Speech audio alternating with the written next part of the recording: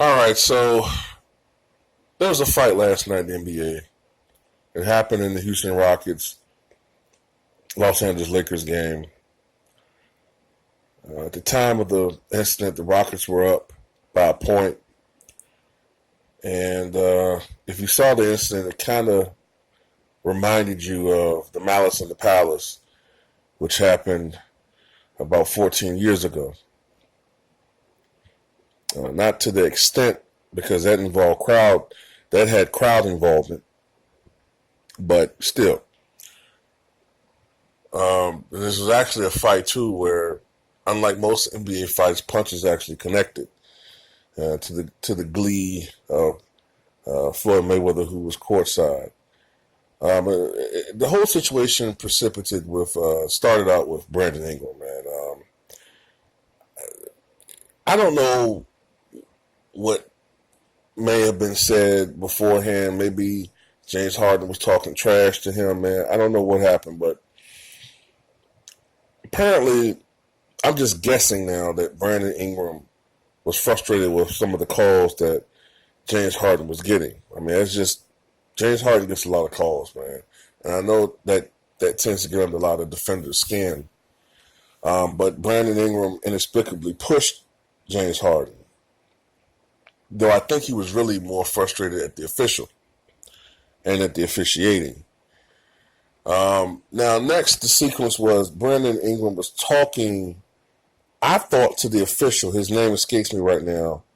But it could have been that the official was just standing in front of Ingram while Ingram was actually directly talking to James Harden.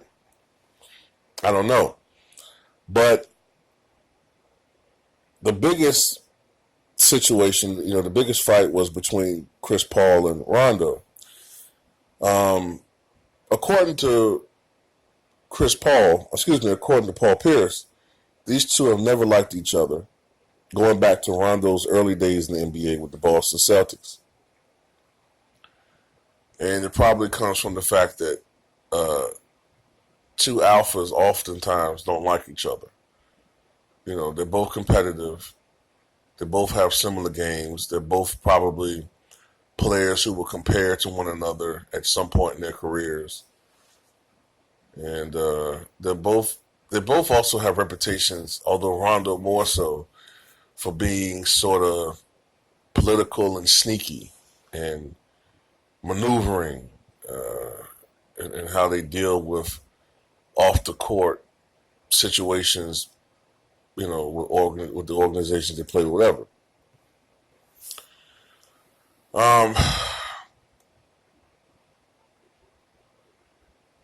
The tape that I saw clearly shows that Rondo did spit in the direction of Chris Paul. You can see Chris Paul wipe the spit off.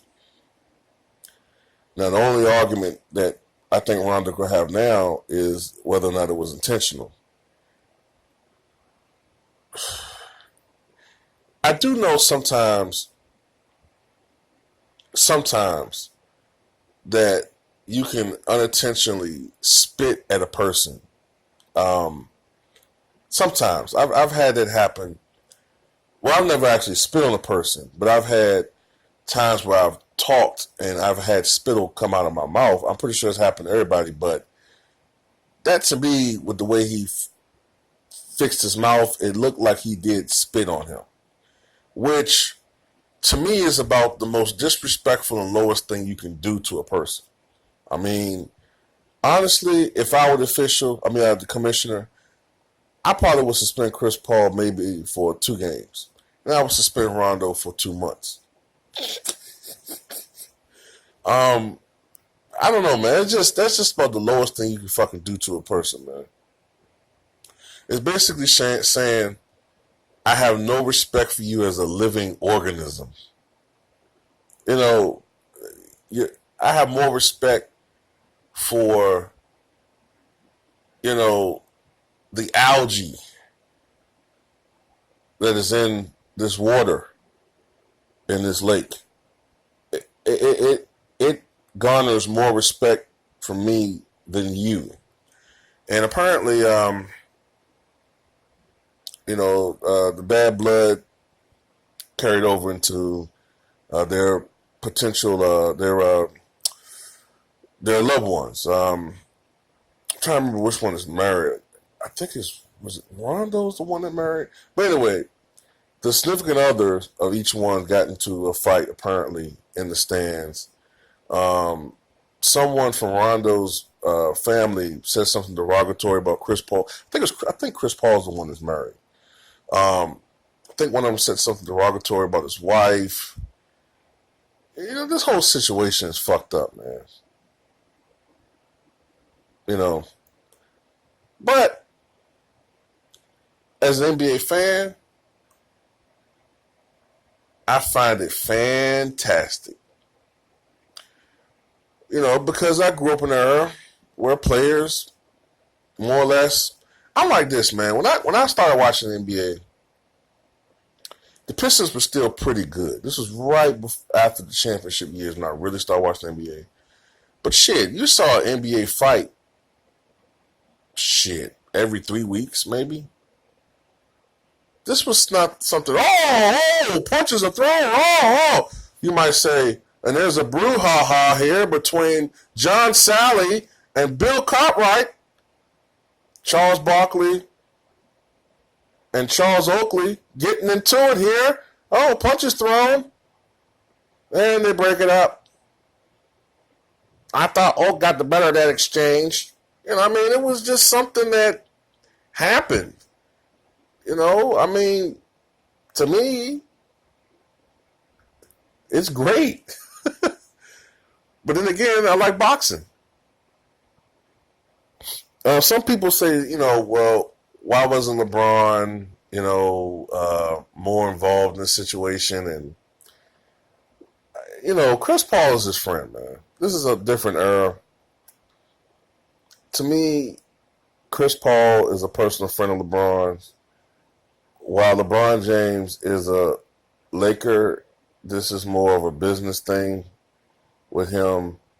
And LeBron James, at his age, is not going to be involved in any dumb shit. That's not his persona. He's not going to get involved in that shit. And also, Rondo has to me, like a checkered history anyway, man. Like, to me, he kind of fucked up the Bulls organization with a lot of the shit that he dragged on, over there. He's he brings a lot to the table. He's a great floor general. He provides, another ball handler on the Laker teams. He kind of relieves LeBron James of that duty. But he also brings a lot of baggage, man. He's a prima donna. He thinks he's better than what he really is. And he's a locker room cancer. And that's one of the things that most people know about him when they consider bringing him on in any organization. And it only took 2 games this time. So Rondo's going to be gone for a while. And now who's going to step up is going to be Lonzo Ball. So, I think the Lakers just took a step down in that position. So, I know LeBron James is already like,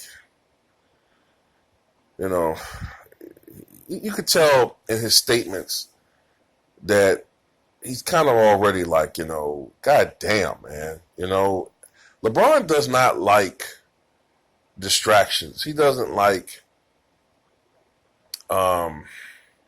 drama and shit, man. I swear whenever something like this happens, it probably makes him think about that Cleveland team with Delonte West and all that shit, man. I know it kind of brings up that shit in his mind, man.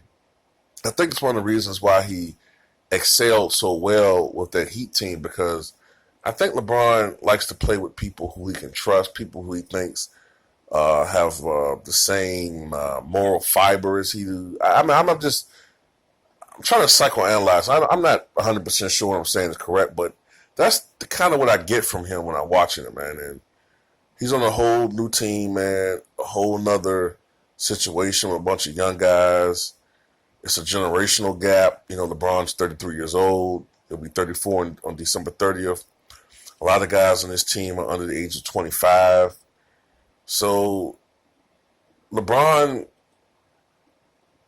has to be a little bit more, in my opinion, he has to be a little bit more vocal, a more vocal leader than he's ever had to in his life. LeBron James has always been the de facto leader, but oftentimes there have been other guys on the team that have actually, kind of been like the raw guy. But LeBron James is going to have to take over that leadership mantle. Michael Jordan, for a lot of period of his career, was the de facto leader on the team, but he wasn't the raw guy. That wasn't how he was. But by the time of the championship years, he became that guy because I think the situation probably, it merited that. James now doesn't have another secondary star on his team. He's a lot older than these guys. I think LeBron also needs to realize the impact that he has on players now. This is no longer Kobe Bryant's league. This is damn sure a long time since it's been Michael Jordan's league. We haven't seen that since the late 90s. Even when Jordan came back with the Wizards, it wasn't his league anymore. All right? This isn't Magic and Bird's league. This isn't Russell and Chamberlain's league. This isn't Dr. J's league. This is LeBron James' league. He's the face of the NBA. And LeBron, I think, needs to embrace that even more so and provide leadership. And I think he needs to bring down the gauntlet of what is expected of his teammates. And I'm not trying to overblow this incident, but the fact that this is only the second game of the season, a lot of shit like this has to be nipped in the bud immediately. The Lakers are now 0-2.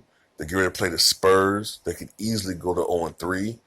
And unlike the Eastern Conference, LeBron James may not be able to just will his team to victory.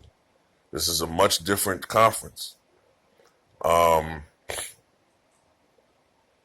said this in a video earlier, man. I think that LeBron probably needs to shoot the ball even more than he had in prior seasons, man. I think LeBron's going to have to shoot the ball 25, 26 times a game, man, for this team to even make it in the playoffs.